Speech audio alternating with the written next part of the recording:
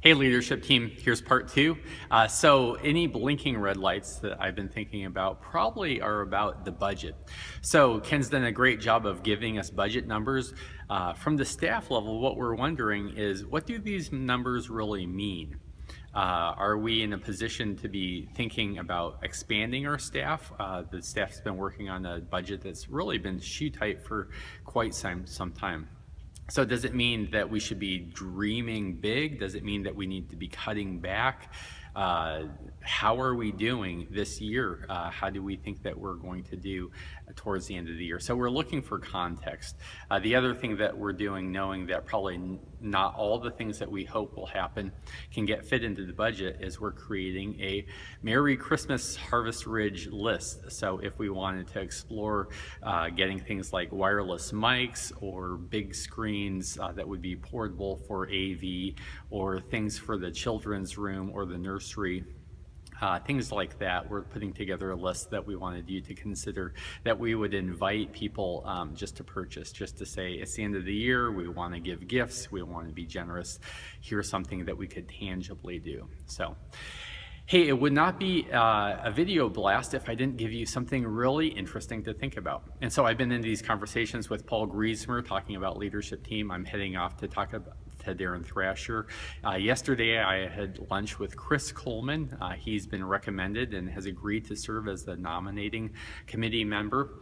His situation is a little interesting because he is not a member of the church. I know that's a surprise to you. It was a surprise to me.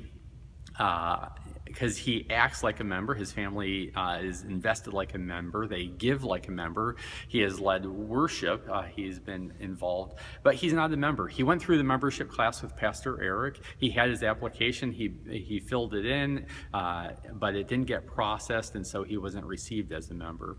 And so he's in a delicate situation, and I wanted to discuss that tonight. So he'd like to become a member, and he wants to do the application, and if he needs to meet and share his testimony, that's great. But he feels, he feels a little bit embarrassed that it didn't happen the first time so many years ago. And so the idea of him standing in front of the church saying, finally, after 14 years, I'm ready to become a member, that feels awkward to him. The other thing that is awkward is he's married to Christy. And if you know Christy, Christy is not a joiner. Christy does not sign up on the dotted line. She's invested and she's involved, but she's invested and involved in her own way.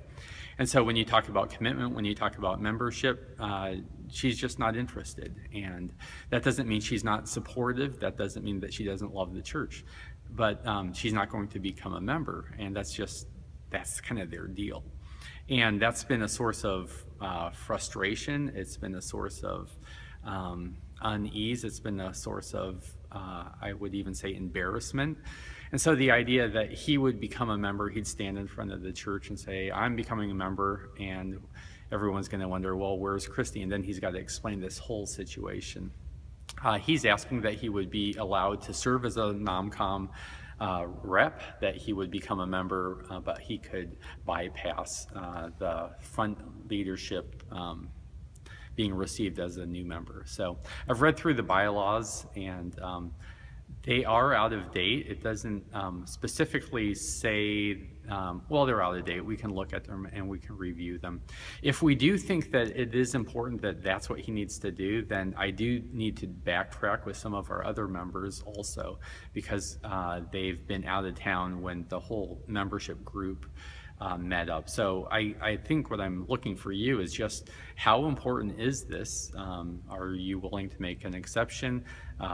Do we just stick with what's been written? What's best for Chris and his family? And then what's best for the church? So, surprise! I look forward to seeing you tomorrow night. Blessings.